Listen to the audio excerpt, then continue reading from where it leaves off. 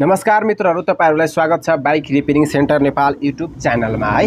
अनि यहाँनिर हेर्न सक्नुहुनेछ यो तीनवटा सामान यहाँ रहेको छ है। यो भयो केम चेन, यो भयो केम चेन एडजस्टर है मित्रहरू, यो भयो केम चेन गाइड है। तपाईहरुको बजाज कम्पनीको पल्सर मोटरसाइकलमा केम चेनको साउन्ड आइराखेको छ भने यो केम चेन मात्रै नफेर्नु होला है। यो केम चेन मात्रै तपाईहरुले फेरेर साउन्ड जान्छ भनेर यो भर्म नपाल्नु होला। केम चेन फेर्दाखेरि यो केम चेन मात्र नफेर्नु होला है। मेरो विचारमा केम चेनको सँगसँगै यो केम चेन पनि फेर्नु होला है। ओरिजिनल है, यहाँनिर हेर्न सक्नुहुनेछ यो ओरिजिनल केम चेन रहेको छ।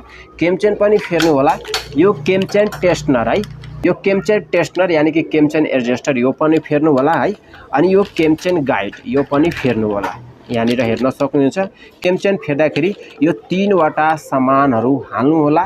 तपाईहरुको बाइकमा राम्रो साउन्ड पनि आउँछ, धेरै लङ टाइमसम्म तपाईको साउन्ड चाहिँ आउँदैन है। यो तीनटै सामानहरू फेर्नुहुन्छ भनेर है।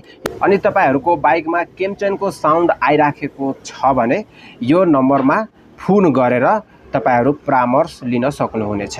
यो चाहिँ लोकल छैन, एकदम ओरिजिनल रहेको छ। म तपाईहरुलाई यहाँ देखाइदिन्छु। यो बजाज शोरूमकै रहेको छ है, बजाज कम्पनीकै रहेको छ। यहाँनिर हेर्न सक्नुहुनेछ है। यो एकदम जेन्युइन है, एकदम ओरिजिनल रहेको छ। यो कुनै लोकल ब्रान्डको होइन, यो कम्पनीकै ओरिजिनल यानी कि जेन्युइन सामान रहेको छ है। यो केम चेन गाइड यहाँनिर हेर्न सक्नुहुनेछ। अनि यो केम चेन एडजस्टर तपाईहरु यहाँ हेर्न सक्नुहुनेछ। यो पनि कुनै लोकल होइन, यो ओरिजिनल रहेको छ है। यो एकदम ओरिजिनल हो, कम्पनीकै रहेको छ है, शोरूमकै, कुनै यो लोकल ब्रान्डको होइन है मित्रहरू। अनि यो केम चेन नि तपाईहरु यहाँ हेर्न सक्नुहुनेछ। यो केम चेन नि लोकल होइन, यो पनि ओरिजिनल रहेको छ। यहाँनिर स्टिकर हेर्न सक्नुहुनेछ तपाईहरु। यसको नि यहाँनिर स्टिकर हेर्न सक्नुहुनेछ। यसको नि यहाँ स्टिकर हेर्न सक्नुहुनेछ है। यो तीनटै लोकल सामान होइन, यो तीनटै ओरिजिनल जेन्युइन बजाज कम्पनीको जेन्युइन सामान रहेको छ है।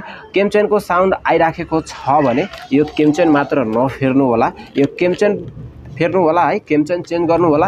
अनि यसको सँगसँगै यो केम चेन एडजस्टर पनि चेन्ज गर्नु होला। यो केम चेनलाई प्रेस गरेर यानी कि धकेलेर राखेको हुन्छ है, यो पनि चेन्ज गर्नु होला है। यो केम चेनलाई धकेलेर है, यो प्रेस गरेर राखेको हुन्छ है। यसको काम यही हो है। अनि यो केम चेन गाइड भयो। यो त ल मित्रहरू, यस्तै जानकारीको लागि प्लिज मेरो च्यानललाई सब्स्क्राइब गर्नु होला। धन्यवाद। जय नेपाल, नमस्कार।